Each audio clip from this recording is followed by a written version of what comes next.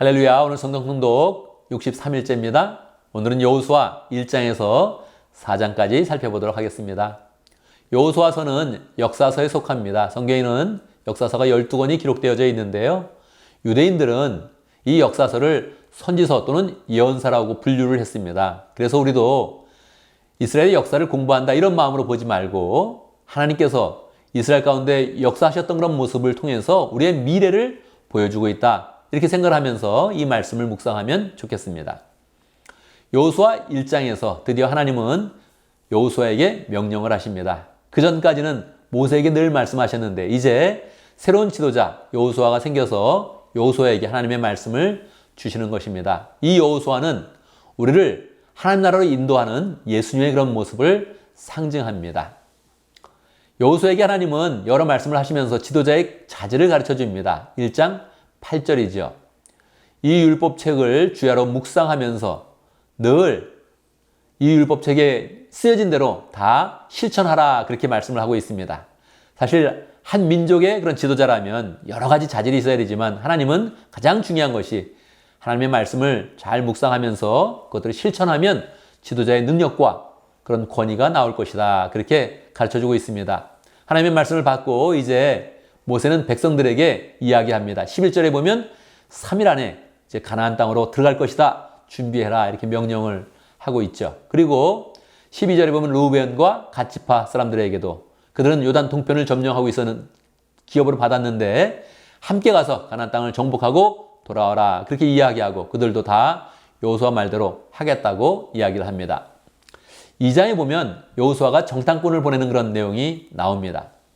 이 정탐꾼에 대한 그런 내용은 굉장히 민감한 내용이죠. 왜냐하면 이스라엘이 그 전에 광야 1세대가 정탐을 잘못해서 보고를 잘못하는 바람에 사람들에게 하나님을 원망하고 불편한 그런 일 가운데서 40년 동안 광야 생활을 하게 했던 그런 단초가 되었던 일입니다.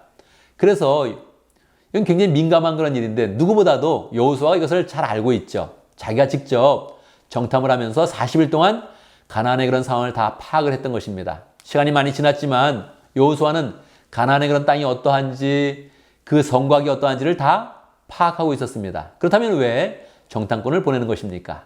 여호수아는 그들의 그런 마음의 상태, 심리의 상태를 알고 싶었습니다. 그들의 영적인 그런 상태를 알고 싶었죠. 정탐꾼이 들어가서 라합을 만나서 라합을 통해서 여리고 사람의 그런 그 마음이 어떠한지를 다 들어봤더니 라합은 그렇게 이야기합니다. 그들의 그런 간담이 서늘해져 있어서 지금 두려움에 떨고 있다. 그렇게 이야기를 하죠. 이러한 정탐의 그런 보고를 잘 이야기를 합니다. 라합은 이때 믿음으로 이스라엘 백성을 영접하는 그런 가운데 그의 그런 집안이 다 보호를 받죠. 라합의 그런 집에 붉은 줄을 내려놨는데 붉은 줄을 통해서 그 집안은 다 보호를 받고 다른 사람들은 진멸되게 되는 것입니다. 이 붉은 줄은 예수님의 십자가의 보혈을 상징한다. 이렇게 생각할 수 있죠. 이 라합은 나중에 마태복음에 보면 예수님의 그런 족보에 들어가는 귀한 믿음의 여인이 됩니다. 3장에서요. 요단강을 건너는 그런 일이 나오고 있습니다. 강인데 어떻게 건널 수 있을까요? 사실 요단강은 그렇게 큰 강은 아닙니다. 그런데 지금 이스라엘이 건너려고 하는 그런 그때가 요단강이 범람하는 때입니다. 그래서 원래 큰 강은 아니었는데 지금 물이 가득 차 있는 것입니다. 이것을 어떻게 건널 수 있을까요? 하나님은 말씀하십니다.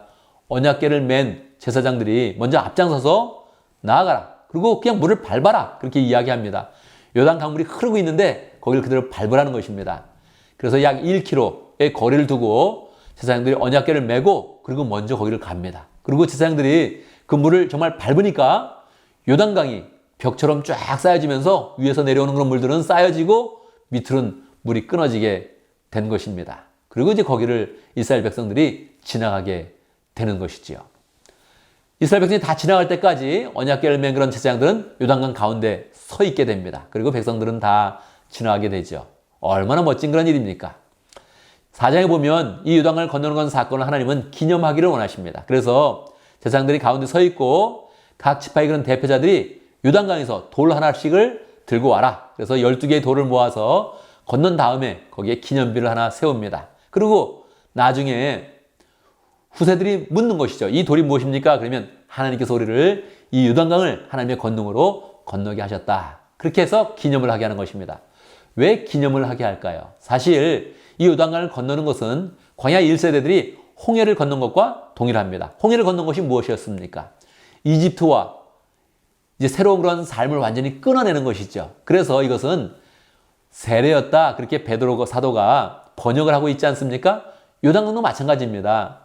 이스라엘 백성들이 이제 광야의 생활을 끝나면서 가나안 땅에 들어가는 것은 하나님의 큰 역사를 경험하는 것입니다. 구원의 역사를 경험하는 것입니다. 그래서 이것은 세례입니다. 원래 요단강은 갈릴리 바다에서 사해 바닷가에 있기 때문에 사해 바다 왼쪽으로 들어가면 분명히 요단강을 건널 필요는 없었습니다. 그런데 하나님이 일부러 오른쪽으로 사해 바다 오른쪽으로 오게 해서 요단강을 건너게 하신 것입니다. 그것은 무엇입니까? 이들이 그냥 가나안 땅을 정복하러 간다 이렇게 하는 것이 아니라 하나님의 그 권능 가운데 세례를 받고 하나님의 백성이 되어서 하나님이 약속하신 땅을 얻는다 이런 영적 의미를 가질 수 있도록 하나님께서 요단강을 건너게 하신 것입니다. 그래서 하나님은 이 건너는 모든 그런 과정을 다 기념하게 하시고 후대까지도 다 기념을 하면서 하나님의 그런 구원의 역사를 찬양하도록 인도하신 것입니다.